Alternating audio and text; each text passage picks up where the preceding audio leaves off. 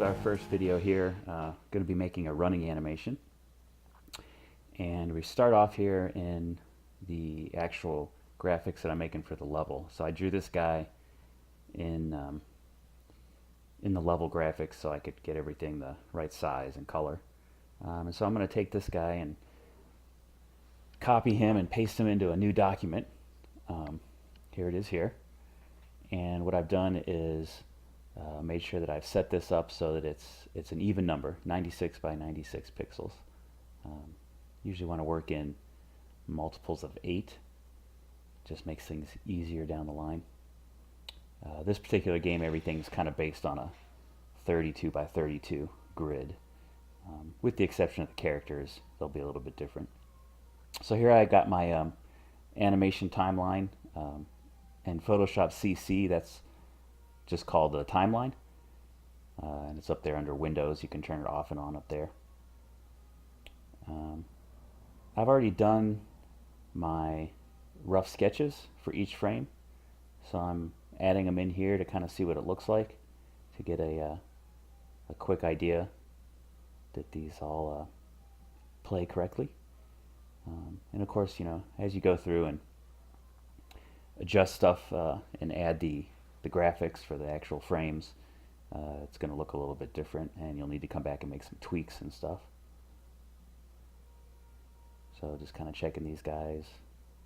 This one looks a little bit weird, but I'm going to keep it for now. If I need to, I can come back and adjust that when I actually draw the character and get a better idea of what it looks like.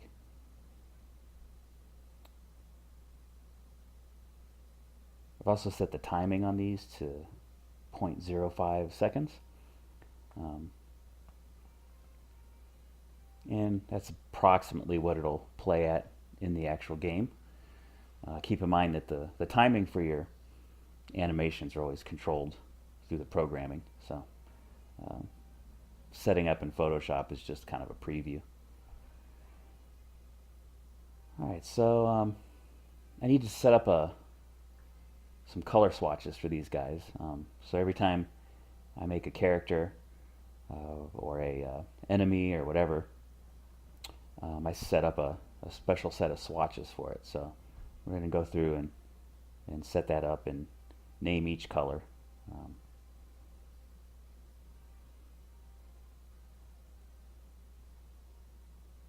So you basically you click in there in the swatches and it'll pop up that window. You can type in the name of your color. Alright, kind of sped through these here. I have two monitors, so I'm going to move this off to the side so you won't be able to see it, but it's over there, and that's where I'll get my colors from. So we're going to go through now, and here's my first frame. Set my layer up, kind of move it underneath so I can get the basic drawing for this guy done. Not really focused on detail at this point. You just want to get in the basic kind of silhouette. So I just use one color, fill it in all through here. Taking a peek at my original character drawing down there.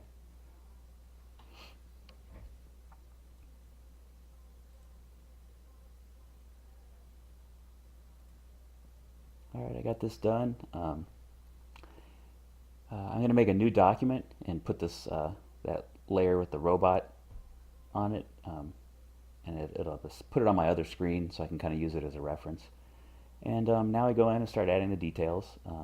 Again, this part isn't perfect because we're going to come back and clean up these graphics and fix the lines so we don't have all those little jaggies or kind of pixel lines that are too thick.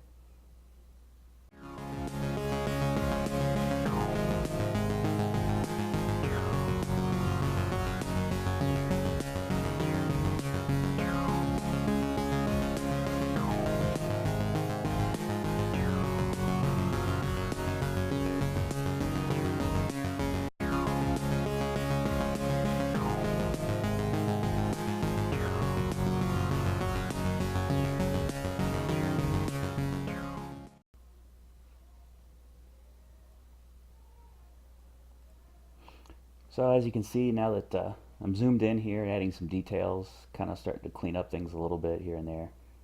I've got my original drawing of the robot just kind of standing there sitting on the other screen, so I'm looking at that as a reference point for this stuff. And again, I'm adjusting the outline here, trying to get everything to look as close as possible to that original drawing.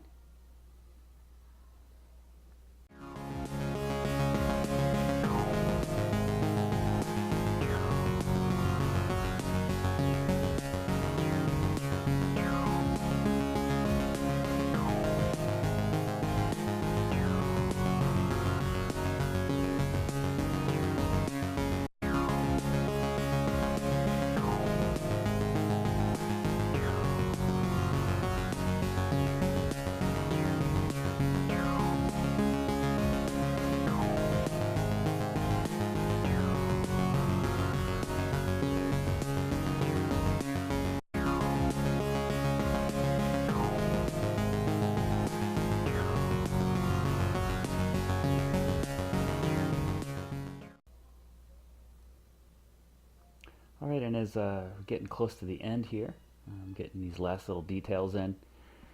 And I'm going to probably stop it here. And what I'm going to do is go and finish up the rest of these frames. I don't think we need to watch me for like 2 hours as I complete the animation. But I'll come back and pick this up when all these frames are done. Let's all go to the lobby. Alright, and we're back. We've got all the frames done now. You can see you got this done in 10 frames. And if you go through, when you're doing these, you got layer 1, frame 1. Layer 2, frame 2. I like to rename these too, so that each one is numbered 1 through whatever. Just to help keep track of everything. And then that bottom one doesn't show up in the animation, but for now we're just using that as an idle placeholder, so that one goes right there. And I'm going to play this guy here, see what it looks like. It looks pretty good, maybe a little fast, so let's adjust the speed. Of course, this is done in-game, but I like to preview it here just to see exactly kind of how we want to get the timing set up.